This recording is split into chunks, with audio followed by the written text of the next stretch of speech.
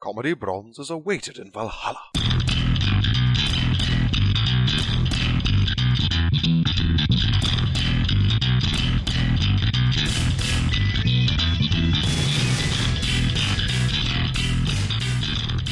Welcome to Comedy Bronze and Chris's perpetual fuck-ups. I'm Sean, I'm Chris. the perpetual fuck-up. I'm Chris, clip the audio. Oh, I'm sorry. Yes, take 38. Yeah. So, yeah, we are... Due to some technical problems, Chris, we had some problems with Chris. Due to Sean clipping the audio over and over. No, we recorded an entire segment one, and it's gone now. It's just gone. Because our new method was not tested correctly. And It turns out my little Windows tablet will very helpfully go to sleep and stop recording if you don't touch it for 5 minutes. So we've got segments of 5 minutes worth of audio with a big gap in the middle. Yeah, no, the best part is the program is suspended, so it's just like, so as I was saying to Lord Fontleby, and then, is it still recording? Anyway, welcome to Comedy Bronze. Welcome to Comedy Bronze. So Our endless audio woes continue. yeah. One of these days, we'll actually stop being shit at this. Yeah. Well, as I said on the first go-round of this thing, this is going to be, I think, our final attempt to record podcasts in person. Yeah. If this doesn't work, then we're just going to go back to Skype, which is what we did on the last one. Which sounded pretty nice. Which sounded pretty nice. You get nicely isolated audio signals, and I can turn Sean down while turning me up. Yep. Yeah, because that's what it's all about. Perform noise removal and all the rest of it. It's a little harder when you have room echo and all that crap. But anyway, Sean had some things he wanted to tell us about today. All right, let's talk about the same shit again. Or you could pick a different one. No, I didn't have any other things. Oh, okay. So I wanted to talk about how Amazon, the lords of internet shopping at 3 a.m, the antitrust lawsuit waiting to happen of online retailers. Yes, way to bring back your joke from the last segment. It was great until you ruined it. It wasn't that great. I think that was actually better. I think that delivery was better than the obliviated. All right, well then cut out run around. Then cut out my mockery. I can't. You said it too quickly. Oh, okay. Ha ha. Amazon have decided to make a video game. All right. They're making a video game. Amazon are making a video game. They've enlisted the help of Kim Swift of Portal fame, and I'm going to look up his name because I feel terrible for forgetting it. It's Thomas Galbasham. No, it's Clint Hocking, the designer of Far Cry 2. I got it down.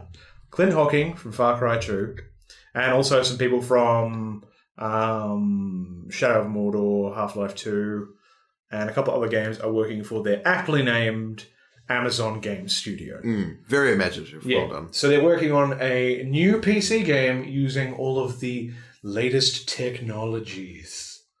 Don't know what that means. I don't even know if they know what that means. Do you think this game will use the variable? The variable, yeah. Yeah. Yeah, it might. Yeah. Do you think it will be suited for the internet play? Maybe. Yeah. There will perhaps be a shader. Yep. And it will in a window. Yep. Or also not in a window, but in a full screen. Yeah. Maybe both. Yeah. Okay. As I laboriously explained last time, it wasn't recorded.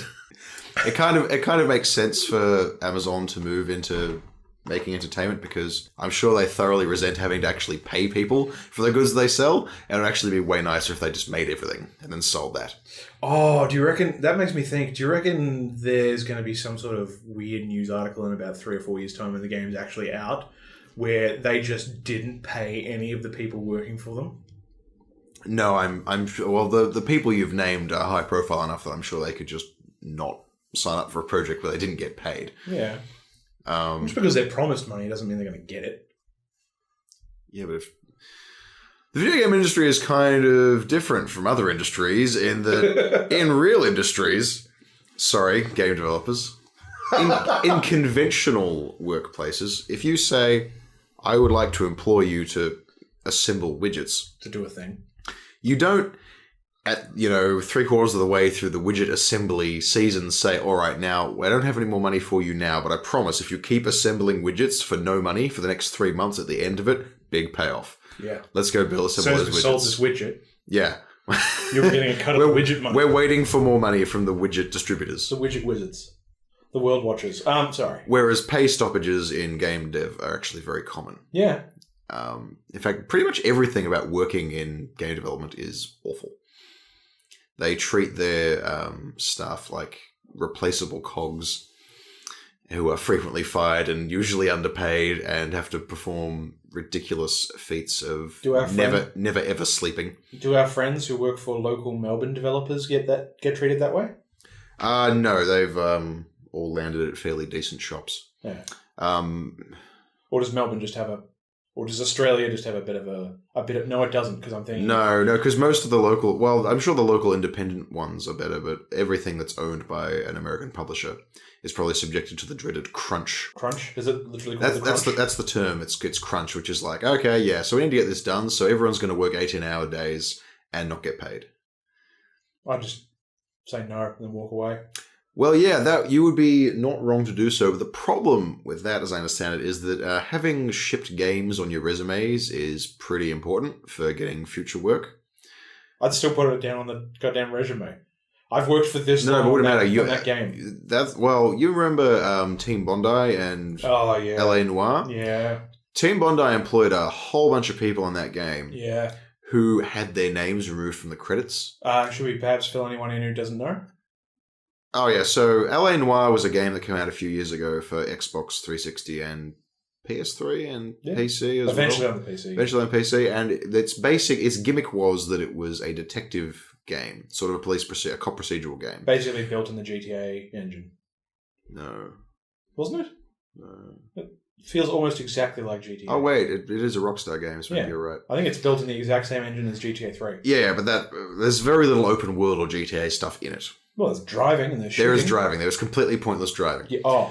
But its big deal was that they had this really advanced facial capture technology where they could basically record actors' faces in 3 dimensions and put them in the game. And yeah, it looked creepy as fuck. It looked so creepy. And fairly convincing. And I go, yep, that's digital. Until you notice that when you're walking down the street, every third person has the same face.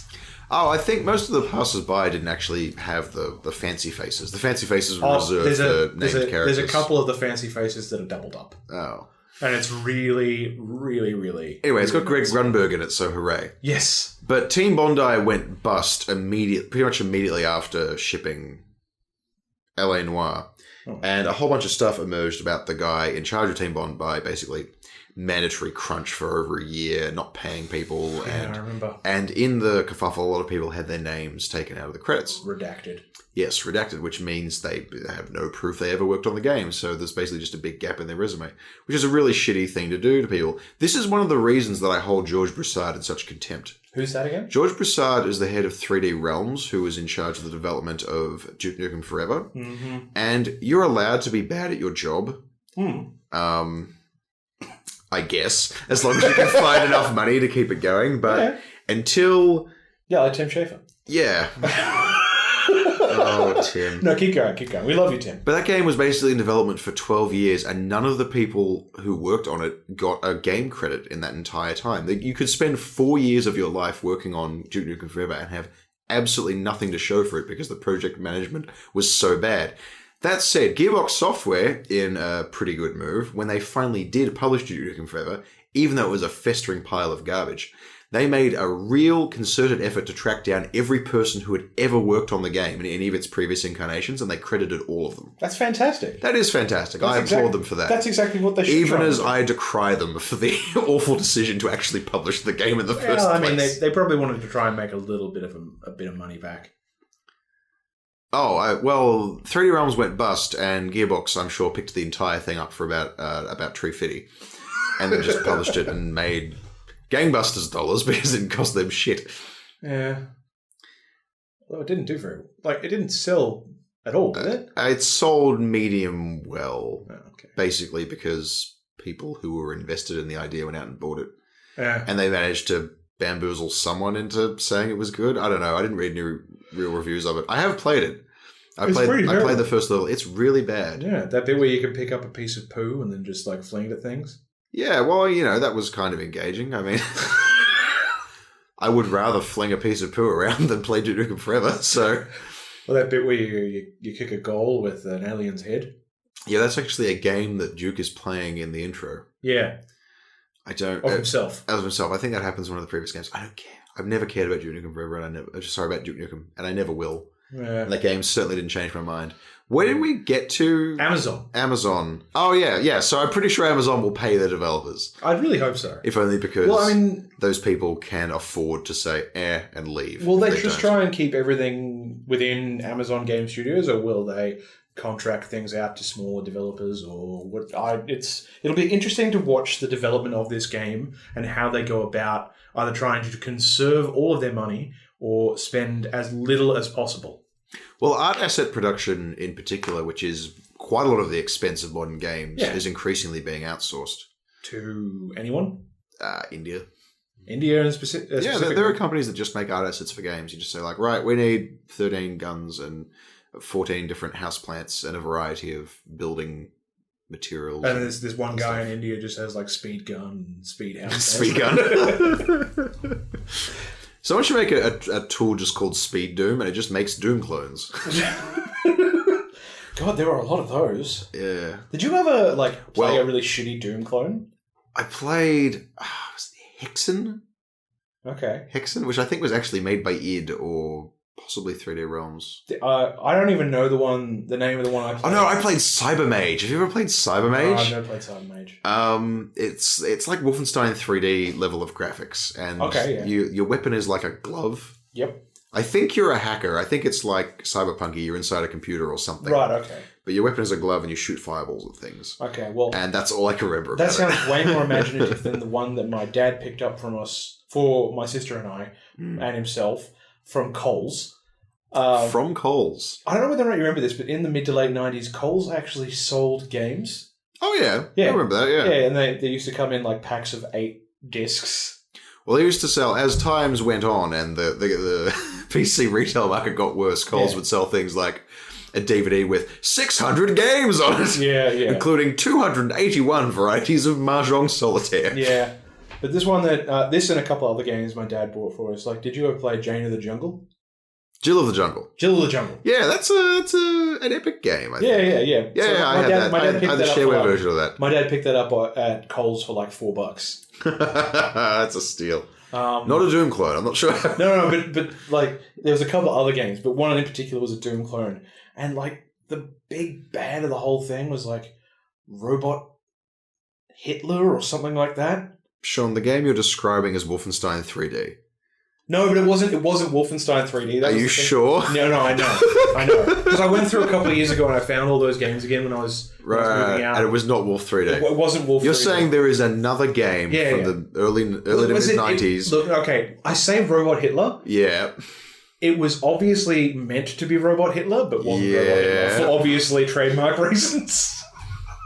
I'm going to look this up later if I if it exists, or if you're just misremembering Wolf 3D. I could be misremembering Wolf 3D, but there was this really terrible one that we played. Well, mostly I did. My sister didn't play it very much. She was more into Jill of the Jungle. And it was just so bad. Like, so bad. All the sound effects sounded like they were recorded by a very small man in a tin can. Well, mostly I think they were designed for reproduction by 1980s sound chips, so I'm not really surprised they sound terrible. But no, when I say a really small man in a tin can, I mean like Tom Thumb just impersonating the sound of guns inside a tin can. All right, let me do this. All right, okay, so bang, bang, click, woof, dog bark, and rat-a-boom. Yeah. That's Tom Thumb doing the soundtrack. Everything the light touches will be yours, Simba. Except for the elephant graveyard. Don't go there. You doing a Game Grumps? No. No, it's just terrible voice acting. And it had that very typical like 90s FPS Doom clone sound. Whenever you got hit, it was like ugh. Yeah. Every single one had the same sound effect. Well, this was actually a question I was going to bring up. Yeah. Fuck it. What is the worst game you've ever played? The worst game? The worst game you've ever played. To completion, I'd have to say. What is the worst game you've ever finished? I don't even know. It's a hard question, isn't it? I don't see, if I've discovered a game that is actually terrible, I'm usually not going to play any more of it once I figure out it's actually terrible. Yep. Like, I'm going to stop. Yeah. All right, so taking out the to completion requirement, what is the worst game you've ever played? Was it that? Was it that It terrible might have been. play? Look, I don't know. That was a very long time ago. That was like 20 years ago that I played that game. What was yours? You say what yours might be while I'm thinking. Oh, I was unable to figure one out. The worst like full price retail game put out by humans that I think of, as opposed to all the slug games. And you figured out your bit. Promoting slug-based games. I can't even really think of a memorably terrible game. I think Skyrim is really super flawed, but not... It's not terrible. The first Infamous game made me genuinely angry because of how many things there are wrong with it. Is it actually a terrible game, or is it just an okay game that had substantial flaws in parts of it? Yeah, well, that's the bit I'm having trouble nailing down. Oh, wait, no. I can easily tell you the worst game I've ever played. It's Superman 64. I've played Superman 64. Oh, actually, I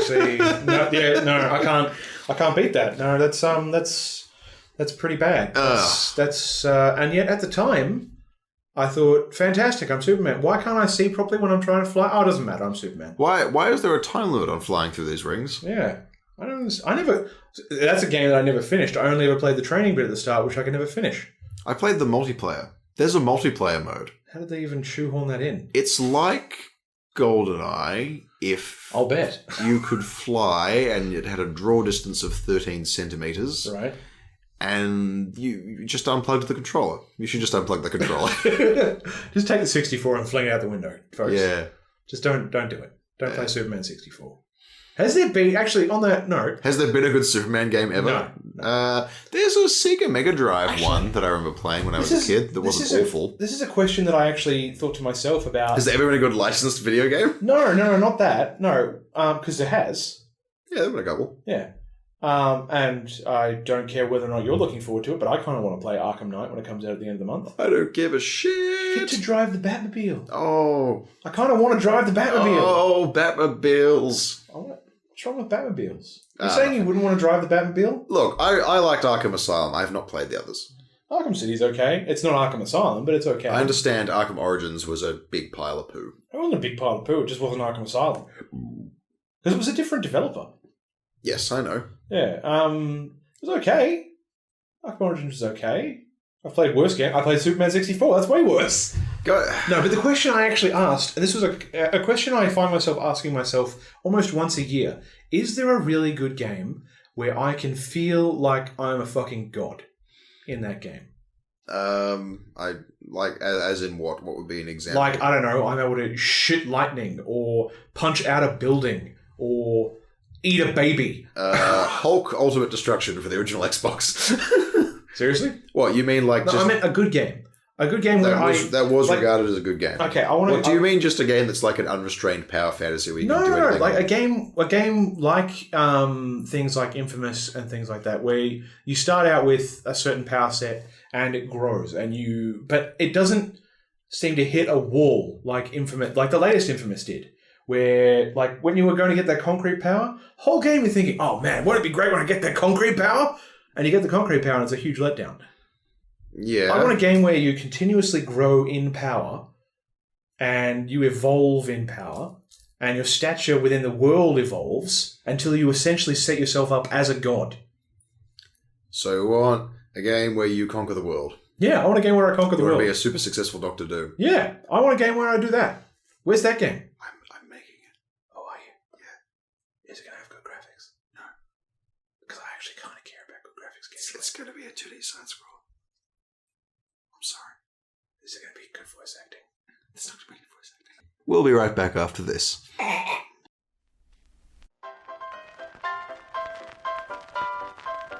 Welcome into Dr. Frick the Frankenstein's famous holistic gym. We have all of the equipment you could possibly require. Scalpels, vices, viscera, and more. Come on down to Dr. Victor Frankenstein's famous holistic gym today. If you sign up now, you will get 2 free shovels and a map to your closest under-surveilled cemetery. So come on down to Dr. Victor Frankenstein's famous holistic gym and build yourself a better body. Welcome back to Chris is a knob.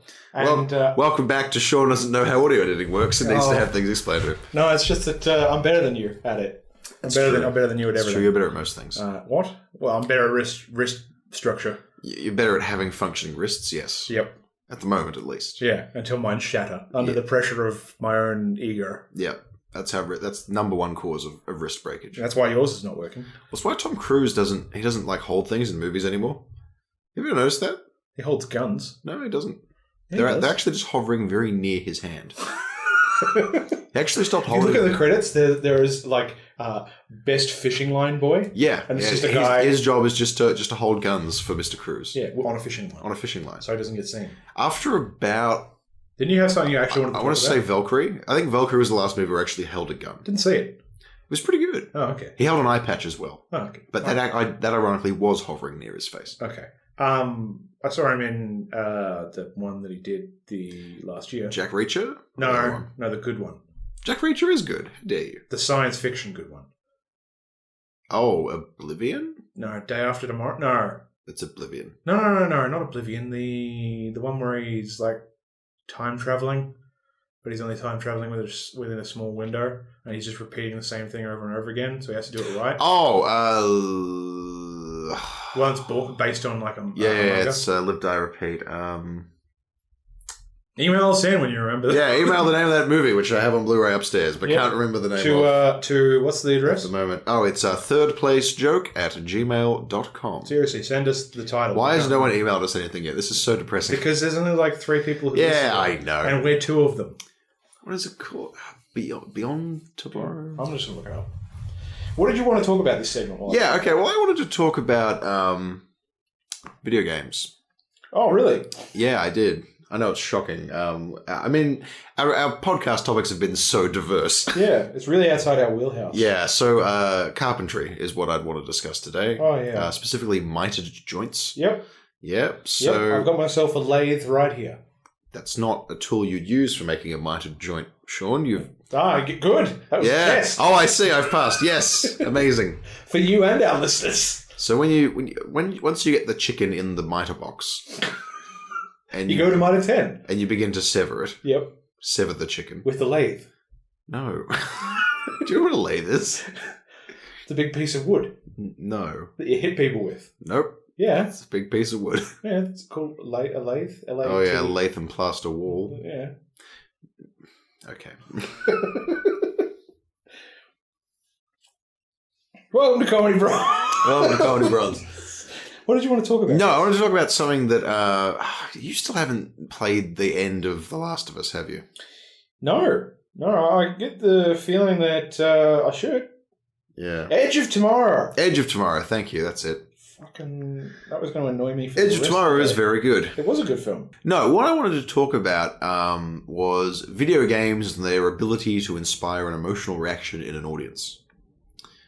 Which is something you'd think they'd be good at, since they're a lot more immediate than most forms of media, in that you're actually the one doing and experiencing the stuff, if you're immersed in it. But they often fail horribly at. Yeah, I think you asked me this question like a year or so ago. Yeah, it was at PAX, actually. Yeah. This is a continuation of that conversation. Yeah, where I basically just said, Sean, when was the last time a game made you cry? I don't think there is one. You've never teared up in a video game? No. I've laughed at video games. That's true. Not many of them, though. No. There's been a couple of games that have made me laugh, but none that have made me cry. Mostly, I feel nothing, or I feel... I'm just going to take that clip. Mostly, I feel nothing. And just play it. That's going to be how the show opens now. Mostly, I feel nothing. I take a pill for it too. Yeah. No, like mostly though, I don't really feel much when I'm playing a video game. I either feel I don't feel an emotional connection to the story. I feel like I want to know what happens. So I don't know whether or not it's an emotional connection so much as my weird desire to know the end of all things. Right, so you usually don't care whether characters live or die or No, because they're video game characters. I'm not. Yeah, in no way do the developers or the writers of the game approach me on a level that makes me care about the person I'm playing as or through. They don't. So I'll bring up Bastion because I think it's a good example. You were not remotely emotionally invested in the kid's quest. Nope. Why I not? was more emotionally invested in the narrating than I was in the kid's quest. Okay, so you're never emotionally invested in books or films? I am. Why do you think books and films work and games don't? Given that games, as I stated at the start, games basically get a free advantage. Well, I mean, you're the one who told me that things. video game writing seems to be it's the last thing they worry about with the game. Frequently, yes, but Bastion, I think, has amazing writing. I'm not saying it didn't have amazing writing. I'm just not saying it gave me an emotional connection. It was a very well written game. Okay, so a very well written story, but I didn't tear up. So I didn't laugh. Bastion has some funny bits. It does. Didn't make me laugh out loud. You know, it's just the same thing. Like when you're watching a TV show, you can admit that it's funny, but you don't laugh out loud. You'd think heart in your head. That's it. That's so funny. Yeah, that's so funny. That's so funny. Just imagine she's saying that's so money. Yeah, it's called word replacementism. Yeah. Please don't sue us. Can't sue you for quoting it. Can't they? No. Okay. Moments later, when a lawsuit struck Chris in the small of his back. What, through the couch? Yeah. Okay. Yeah, look, games can be well written, but just because it's a well written game doesn't mean it has Emotional resonance? Yeah. Okay, so why do you think that games, at least in your view, usually lack emotional resonance? Compared to something like Star Wars. I don't know if I've ever cried at Star Wars. Well, okay, taking away things you've I know. played. I've definitely felt an emotional connection. Name off the top of your head a piece of media that you found emotionally resonant. The Dresden Files. Okay, sure. Yeah. It's a series of novels about a down on his luck wizard detective. He's not. No, he's pretty much always down on his luck. He's pretty much always down on his luck. He certainly has the shit beat down. That is Harry Dresden's defining character trait. Things aren't going well. And he's not getting any. He's not getting any. Yes, also correct. Like, Jim Butcher, if you ever hear this, we love your work. We really, really do. But we get it. Harry Dresden doesn't get any snatch. Talk about something else. You can't say snatch on the internet, Sean. Why not? It's a naughty word. Yeah. So is fuck, but we say that all the time on here. In fact, I'd say fuck was way more of a naughty word than snatch. Stop saying snatch. You're saying it too. And we said it repeatedly when we were talking about Guy Ritchie last week. That's true. That was in a different context. Oh, okay. I feel like we've gotten off track. Look, there has been no game that's ever made me have a complete emotional connection with the character. There's been some moments in games where I, through my avatar, have felt powerful, have felt like I've accomplished something, but I've never felt it to the point where it might make me break down and shit myself. Yeah, much like that.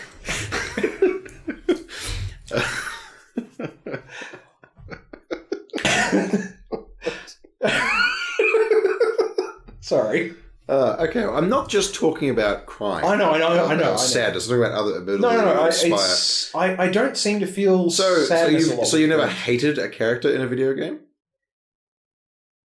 No. No, not even the super bad villains. No. So they're just there. Yeah. They're just nothing. They're like set pieces for me in video games. Why do you even bother playing games? Because I'm looking for that game that gives me that. Right. I'm looking for that game, and also I can recognize. So you consider up to this point the art form is basically a failure. Yeah, it hasn't. No, that's not at all what I think of it. I think it's still very early days for video games. It really is. Like, Oh, absolutely. As an art form, it's the world's youngest art form. yeah, it is. It is the world's little thought babby, and it's only just starting to, do that thing that babbies do, where they just before they're starting to crawl, they start to do those weird sort of "I'm going to crawl" push-ups. Have you seen those? They're like, I'm going to do it. No, I can't because I can't move my legs properly. Never mind. Such a stirring metaphor. So you don't think the ending of, for example, Portal 2 is an incredibly powerful moment? I enjoyed it. So the thing is, I already know I have severe emotional problems. Yes, that's becoming clear. Well, no. Like if and listener, if you think I have severe emotional problems, I do. I take medication for it. I've been seeking counselling for it for years. The seekling at the teat of Yeah. psychiatric profession. Yeah, I have. I've been seeking professional help for a long time, and I can definitely feel things more clearly and a lot better than I could 4 years ago. But that doesn't mean that video games don't create emotional connections for other people. Like Chris, have you cried in a video game? So many video games. So many video games. Yeah, but then you're a big softie. Oh, I clipped the mic down. Hang on, let me try again. So many video games. So many video games. Like? Oh, well, you just like me to list every game I teared up in? No, example. Just one example. Oh, well, okay. The thing that gets me is Bastion.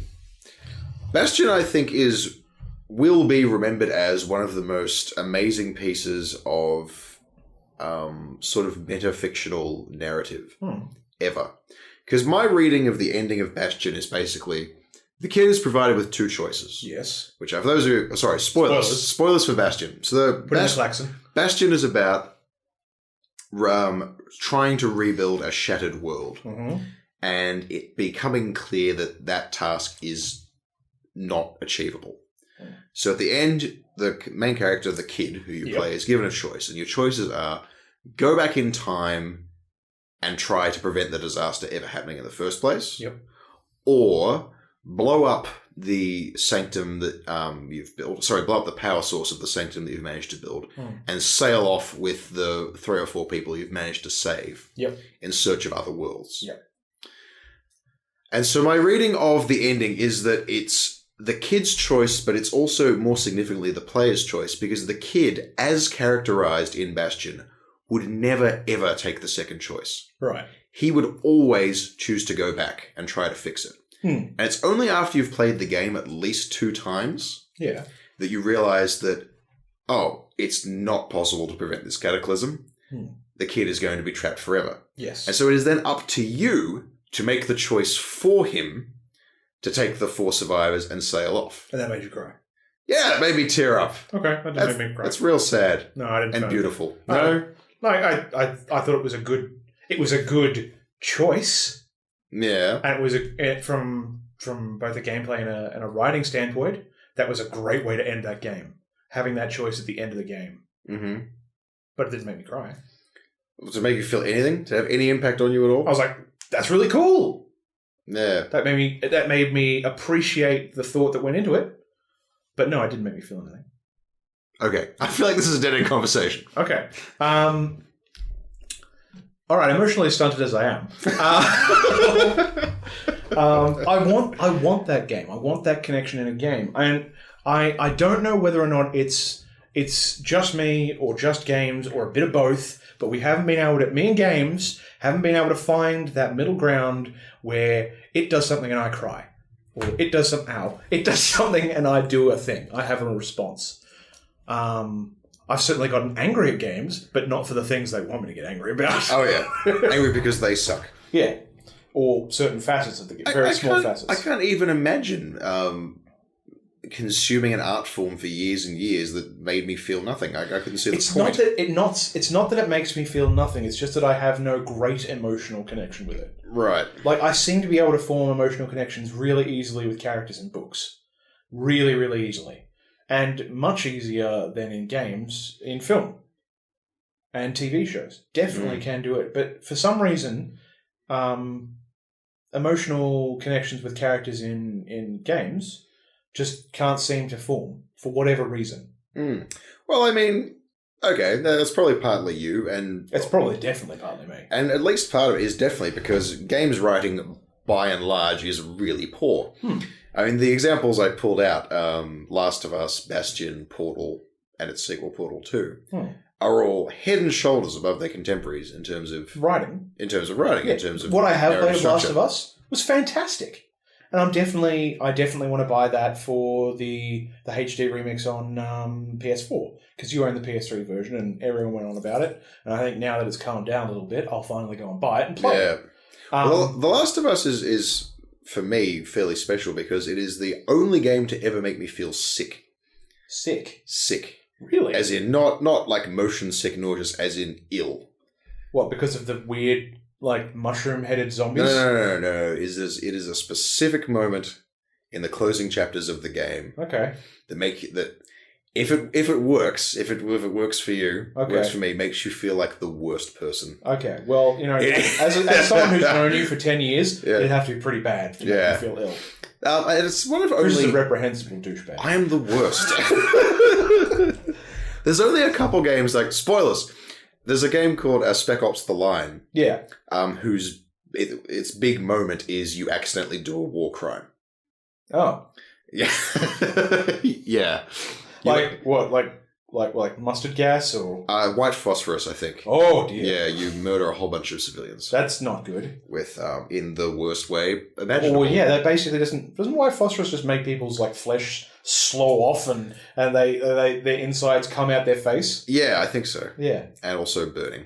Well, yes, The burning and the sloughing and the dying. Yeah. Yeah, and it's a specific type of shock value because it's not here's a picture of an exploded human. It's here is horror that you wrought. Yeah. Which is something only games can do. But if it misses, which I suspect in a large portion of cases it will, then you end up with a total failure to evoke that feeling, and then just the entire thing after that sort of falls apart. Which is why I think that happens halfway through Spec Ops. I think The Last of Us was right towards the end. Was clever to keep its moment of you're the worst. Like it's like the last half an hour sort of thing? Yeah, or? it's in fact the I think the very last thing you do is the specific moment I'm talking about.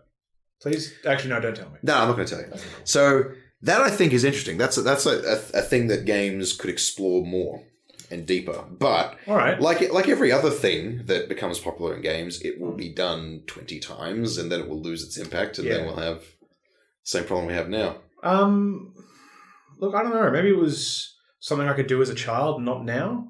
But you'd think if I can still connect emotionally to books, TV, and film, I should be theoretically able to connect emotionally to video games. What is it that stops me from doing it? I couldn't tell you. Write in if you think you know the answer.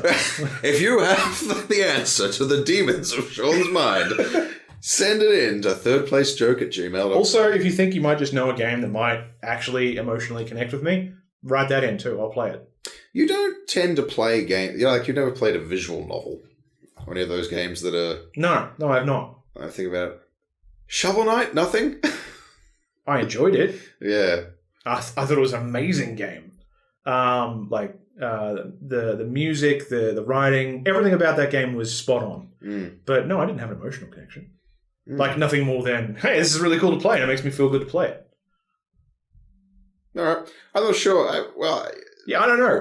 Is it something that's actually wrong with me, or is it nothing wrong with me and it's everyone else's fault? Wrong games. Maybe I'm simply. Obviously, I do not think that an emotional connection to the narrative of a game is the only measure of its worth. No, there's many of other of the greatest games ever made have little or no narrative, and that stuff isn't. Yes, Mike. It doesn't matter. My complete thesis of video game aesthetic quality.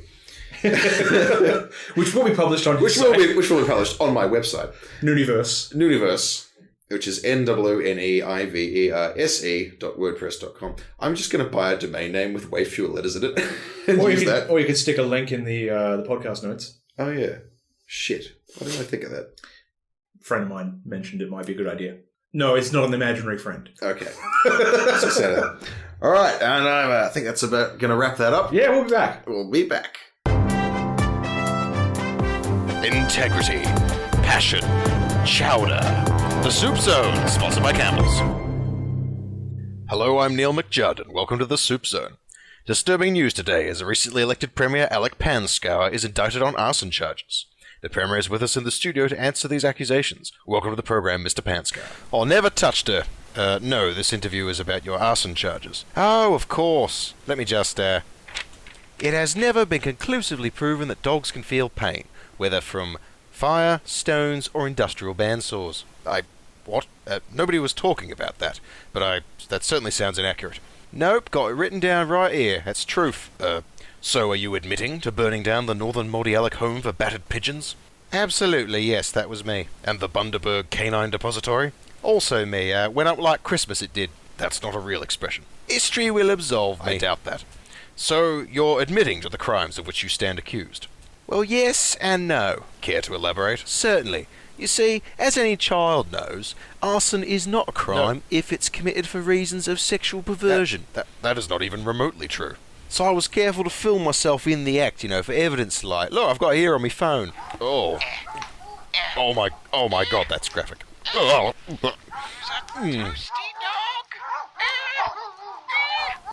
So yeah, I've got a pretty airtight boner. Defense. What did I say?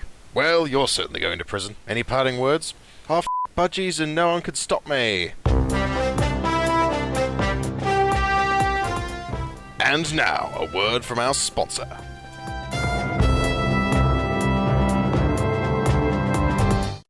That's enough.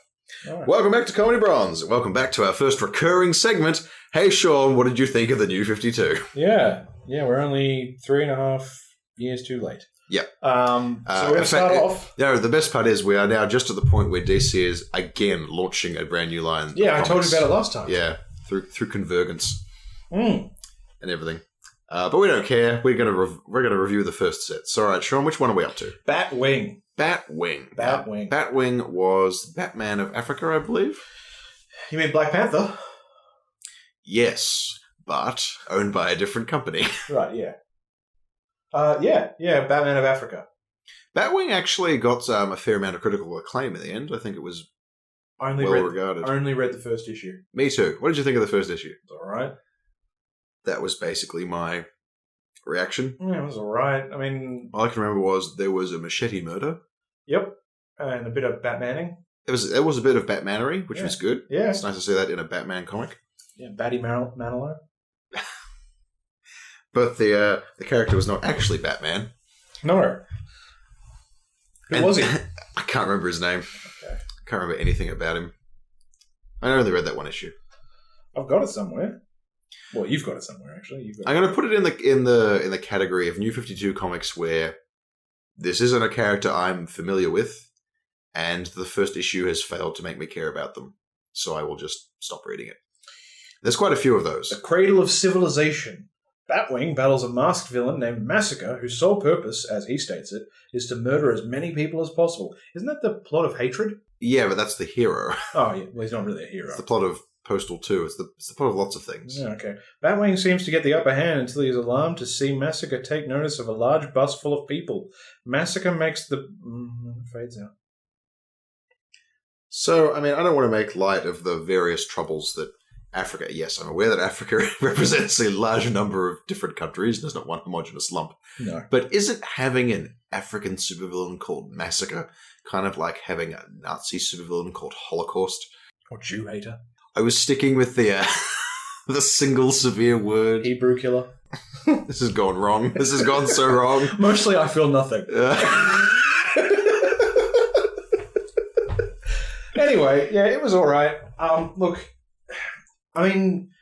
basically all we have to say is that it was all right, and the fact that it's 3 years later, and I can remember stuff that happened in other first issues of this series. That's true. You can't really remember what happened in But I can't remember what happened. I had to look up what happened in that. I don't remember. There's your answer. That's what I thought of that comic. Unmemorable. Yeah. Along with, you're going to find out a lot of the others in the series. Oh, yes. All right, so that's Batwing down. What's next? Batwoman. Okay, Batwoman had the most gorgeous art of any of the New 52.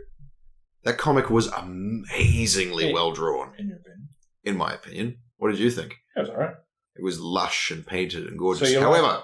J.H. Williams III. Well done, J.H. Williams III. However, Batwoman was part of another subcategory of New 52 comics, which drew heavily on pre-New 52 continuity and made no effort whatsoever to welcome new readers in. Mm-hmm. I have no friggin' clue what was happening in the first issue of Batwoman. Because I don't know about you, but I've never read a Batwoman comic, and I was really hoping this would be my jumping on point. No, not a jumping on point. I wanted to get in on the ground floor with all the Batwoman action. Yeah. And I couldn't. Which basically was a complete failure as a first issue of a comic book relaunch. So because it gave you no handholds. Yeah, so art good, story no, go away. Story impossible to judge. Yeah. It's like walking into Act 2 of The Godfather. What's happening? Where are we? You probably appreciate that from a cinematographic. Why is James Caan being shooted? Oh, probably because he earned it. James Caan, no. Oranges. Not the same character. Oh, isn't it? No, Caan is... I haven't seen The Godfather since I was 12. Yeah, I watched The Godfather when I was 12. It was weird, and I don't remember much about it. James Caan plays Sonny. He doesn't play The Godfather. Oh, that's right. That's Marlon Brando. Yes, with the dental stuff in his mouth. Like his cheeks all fat. Cotton wool.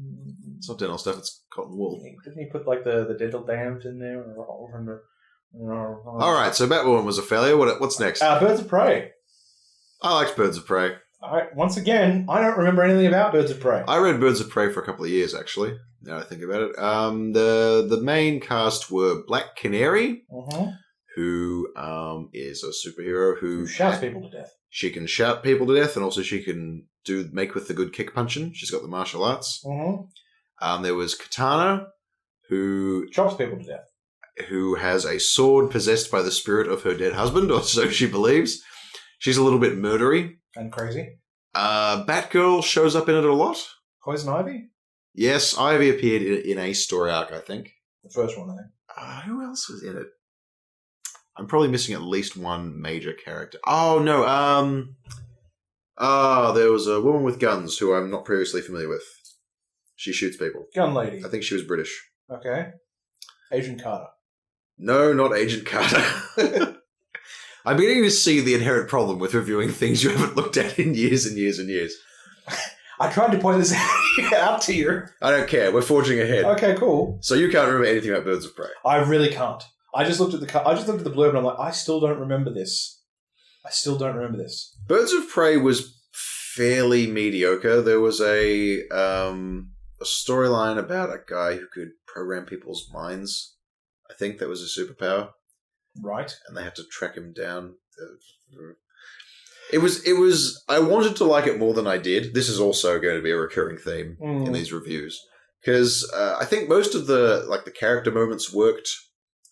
And the dynamic of the team was quite good. Yeah. But the stories that they put them through weren't super interesting. Right. I think it all kind of fell apart once they were going to Brazil with Poison Ivy to hijack a tree or something. What? Yeah, it all got... it got very dumb very fast. And that was the point at which I bailed. But I'm going to give that a middling success of the New 52. It was pretty all right.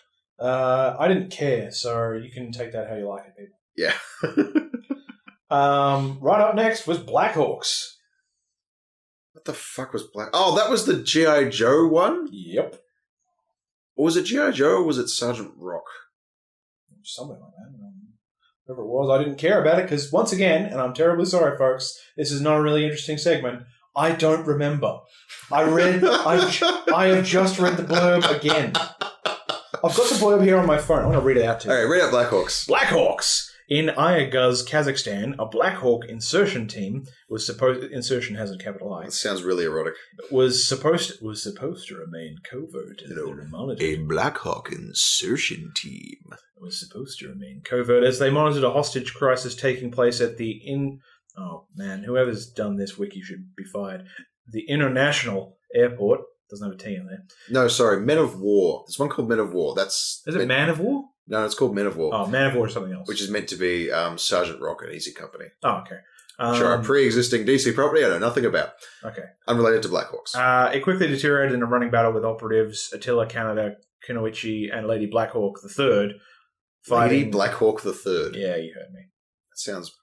Yeah, like it was, but you know, every Rob Liefeld comic where the team must infiltrate the base and blow up the thing. Yep, That's what Black Ops was. Yeah, that's right. Because the next one I'm actually going to be able to comment. It was on. crap and utterly forgettable. Yep. Blue Beetle. I love Blue Beetle. I love Blue Beetle. I've always loved the idea of Blue Beetle. This was a great jumping on point because it had a start. It had a start that was recognizable for the character and for the readers, and it was in the far past. Some shit went down in space, and then I think is it Kaji Kai? Is it the name of the original Blue Beetle? Or that Blue Beetle? Kaji Dai, maybe? Kaji something. It's Kaji something. He gets ganked, and then his Blue Beetle falls to Earth and gets buried under a Mayan civilization and gets worshipped there for a long time. Yeah, to explain, Blue Beetle is a superhero who is the human being Jaime Reyes, who has what's called a scarab, which is basically an alien exosuit. Yeah. That goes over and gives him superpowers. Yeah. And the scarab is controlled by an evil alien empire called the Reach. Yep. And what they're meant to be used is, you know how in Dragon Ball Z the Saiyans would send like baby Saiyans to planets to conquer them? It's that. That's what the scarabs are. They're meant to become a undercover operative that prepares the planet for conquest. Except not a joke. I don't think baby Saiyans were necessarily a joke. One baby Saiyan got deprogrammed by falling into a ravine. Yeah, okay. Anyway, he bumped his head while being naked, and which they used to show a lot of in the first episodes of Dragon Ball. Him being naked. Yes, naked monkey babies are where it's at. Yeah, yeah. Thanks, Akira Toriyama. Yeah, thanks, because we're getting a new series. I read a couple years worth of Blue Beetle. I read about, I think, the first 12 issues. And by and large, I dug it. It was good. I've always liked the idea of the Blue Beetle. There was some super heroics. I think there was a slightly too high emphasis on people near him getting eviscerated. Maybe misremembering this. Yeah, there was a lot of Also, there was like a voodoo subplot. Yep. I remember that. That was the thing that happened. Look, in many ways, DC dropped the ball as DC always does. Mm-hmm. But I had enough fondness for the character to stick with him. Yeah. Through a number of issues. Also, they had a cool bad guy called, like, Director Bones or something. Yes. There's a man with a skull for a head. Yep. And in the early parts of it, you couldn't tell whether or not he was a bad guy. Yes. In the first couple of appearances he makes, you're not sure if he's the bad guy, which I like in bad guys. It's nice for their motives to be unclear. Yeah. Yeah, so Blue Beetle, basically okay. Definitely read at least the first 6 issues of that if you're going to go read it. At least. Better than Birds of Prey. God. I don't know if anyone is graphing this, but on the scale of reactions, it was a better than Birds of Prey. Yeah. Captain Atom. Yet another, I have no fucking idea what's going on. Yeah, look, the blurb doesn't even give anything away. I'm new now. I cannot remember what happens in the first issue. It is literally like the intro to someone's DeviantArt story. Please tell me. I'm going to read it to you. Evolution of the species. In an alley in San Francisco, a small mouse hunts for food. Insertion team. It crawls up to a small homeless man and steals a piece of his food. A small homeless man. A sleeping homeless man. Sorry, I read the same word twice. A small homeless man. As it scurries away, an odd blue glow shines in its eyes. Fuck me. No. Because hang on, this might be bringing something back. I think Captain Atom is dead, but still exists in some form. Who cares? Captain Atom is unrememberable. Catwoman. Oh, okay. Now we're into the really bad ones. Yeah, we are. Now, I don't know about you guys out there in the listener world, God. but Selena Kyle has sort of a tough time in the DC universe because basically everyone wants to get her kid off anytime they're writing Catwoman. And a lot of people had a lot of high hopes for this version of Catwoman. They're like, yeah, she's going to get treated properly. Yeah, it's going to be fantastic. Please stop snapping your fingers. It's going to be fantastic. She's going to be a powerful female role model. She's going to get to do cool stuff. She's going to be out there. It's going to be well written. It's going to be well rounded. It's going to be well done. No, the cover had her with her tits out. No. That's not the worst bit. The first issue ends with aggressively fan-fiction-y costume sex on a rooftop between Catwoman and Batman. Yeah. The issue itself mainly features Selena Kyle in something. I don't know what she does. I don't think she's Catwoman very much. I think she's mostly running around in civilian clothes, accomplishing nothing of any note, and then cape sex on a rooftop. Yep. Because why not? Because why not? No, you don't understand, Sean. This is DC. It's for adults. Yeah. We're mature and sensible. Yeah. Honestly, I prefer Spider-Man cracking jokes. It was really, really, really bad. It was a huge. It was one of a number of comics in the New 52 that made people just go, DC, what are you doing? Yep. And we'll get to the one in particular that ruined a lot of... that ruined everything forever. That ruined a lot of young female readers' thoughts on DC. And we'll get to that. We'll get to that. Catwoman was terrible, only read one issue. Only read one issue as well. An irredeemable failure. Yeah. Do you want to keep going? You want some more? Oh, yeah, we've got time. Oh, okay. We've got time. I should just point out, obviously not all comics are aimed at all people. No, that's true. But if you're approaching the launch with an open mind, as I like to think I was, if I didn't read issue 2 of the series failed in its only goal. Yeah, which was to get me to buy more of it. Yeah. DC Presents Deadman. I really enjoyed DC Presents. I really enjoyed it in too. general. Especially the Deadman one. Because, 12 issues of Deadman or 6 issues of Deadman? I think it's 6. I think they went 6 of each. So DC Presents was a comic with a rotating cast. Yep. Where basically each one would be following a different person's story. Yep. And the first 6 issues were Deadman. Which was good. Whose shtick is he's a ghost, basically, who's trying to do things. He's a super ghost. He's a super ghost. He can possess other people's bodies. Well, it's not just that he can possess other people's bodies. He's being made to possess other people's bodies. Oh, that's right. Yeah, he's being involuntary. He's being made to possess people's bodies and make their lives better. Yes, he's been being handed instructions from on high. Yeah, well, he's not even getting instructions. He gets inserted into their life, and he is now choosing to make their lives better. When he first started to get it, when it first started happening to him, and he talks about it, he was just trying to escape. Yeah, because he couldn't figure out why it was still happening. But now he eventually talks to the person who's doing it. It's Shiva, isn't it?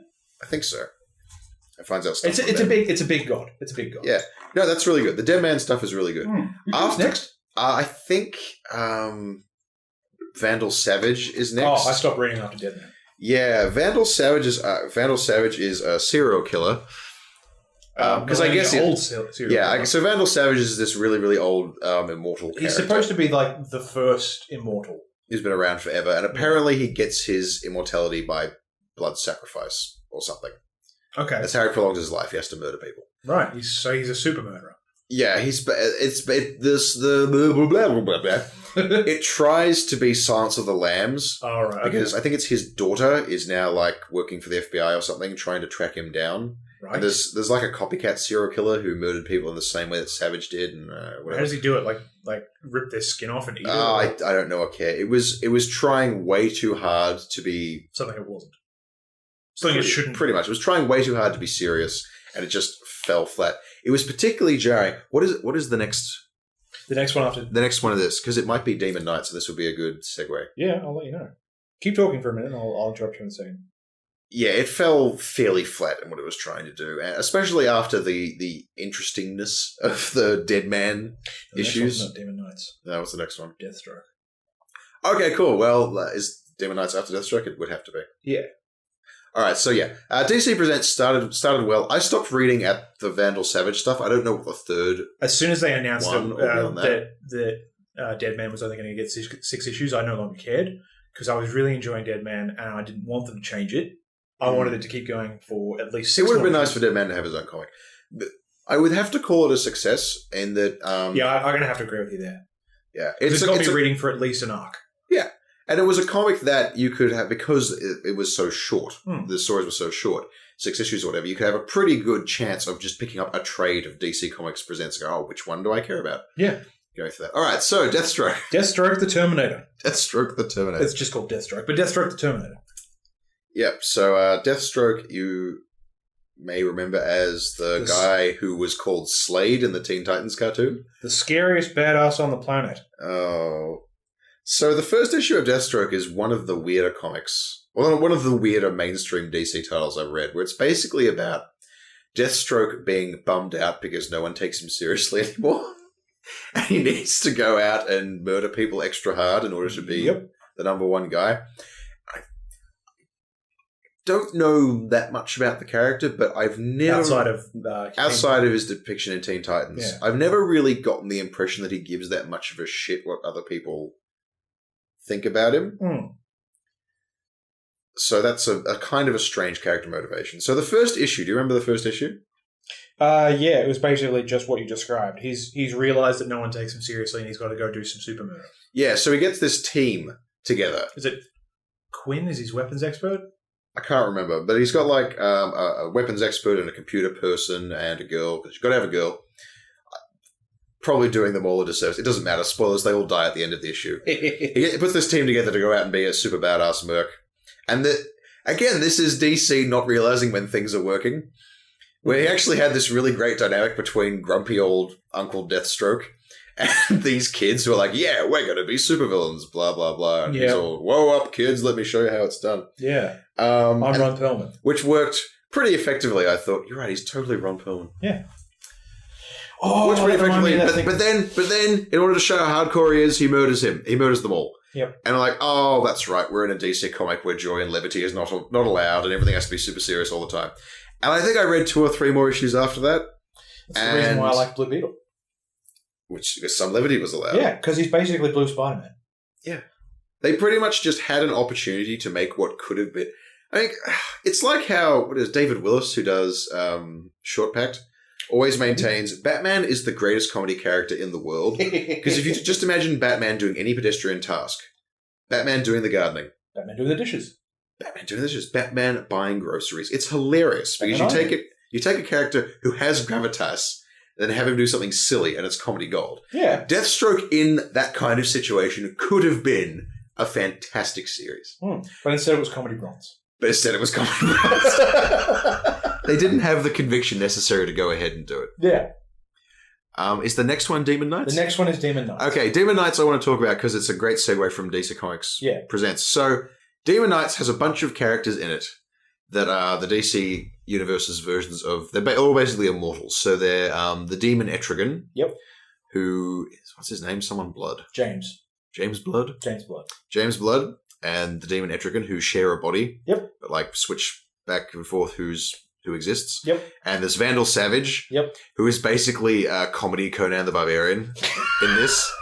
And there's some other people whose names I can't remember. Hang on. There's a knight who's searching for the Grail, and there's someone who's not Merlin.